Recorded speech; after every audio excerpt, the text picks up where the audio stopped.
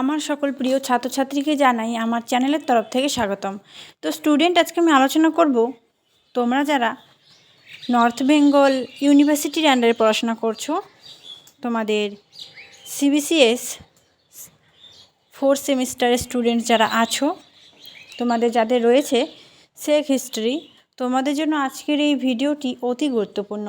আজকে আমি আলোচনা করব শেখ হিস্ট্রি সাজেশান নিয়ে 10 মার্কের এবং 5 মার্কের আলোচনা করব। তো অবশ্যই ভিডিওটি শেষ পর্যন্ত দেখতে থাকো সকলে। প্রথমে 10 মার্কের প্রশ্ন বলবো, একে একে 5 মার্কের আমি আলোচনা করব। তো দেখো, 1 নম্বর প্রশ্ন লিখবে উত্তর ভারতের এবং দক্ষিণ ভারতের মন্দির স্থাপত্যের বৈশিষ্ট্য। তারপর লিখবে মুঘল যুগের আকবর থেকে শাহজাহান পর্যন্ত যে স্থাপত্যকলা, যে চিত্রকলা রয়েছে সেটা। তারপর বেঙ্গল স্কুল অফ আর্ট সম্পর্কে কী জানো। নেক্সট, ঔপনিবেশিক বাংলায় লোকশিল্পের আবির্ভাব ও বিকাশ। নেক্সট, মুঘল চিত্রকলা বিষয়ক টিকা লিখবে। সুলতানি আমলের স্থাপত্যের অগ্রগতি। মথুরা শিল্প লিখবে, ঠিক আছে, মথুরা শিল্প সম্পর্কে যা জানো লিখো।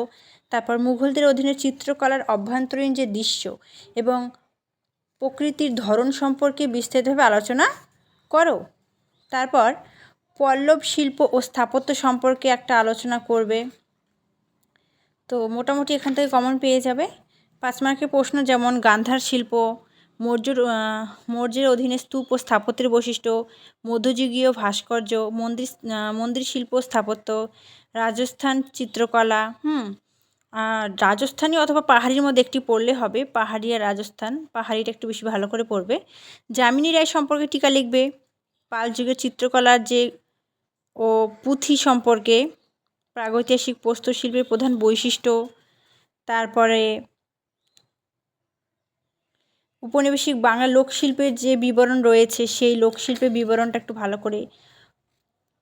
তারপর নন্দলাল বসু সম্পর্কে একটি টিকা লিখবে। হরপ্পা শিল্প সম্পর্কে পড়বে, সাঁচি স্তূপ সম্পর্কে পড়বে, ঠিক আছে। তারপর পড়বে সিন্ধু সভ্যতা সিলমোহরের বৈশিষ্ট্য। নেক্সট, লিওনার্দো দা ভিঞ্চি সম্পর্কে পড়বে, নন্দলাল বসু সম্পর্কে পড়বে, অশোক স্তম্ভ, নব্যপ্রস্তরীয় যুগীয় সংস্কৃতির মূল বৈশিষ্ট্য পড়বে।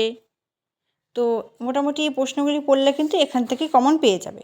তো আশা রাখছি ভিডিওটি ভালো লেগেছে। ভিডিওটি ভালো লাগলে অবশ্যই লাইক করবে, বন্ধুদের সাথে শেয়ার করবে। অন্য কোন সাবজেক্টের সাজেশন চাও সেটাও কমেন্ট করে জানাবে। Thanks for watching. After all, thank you সকলকে।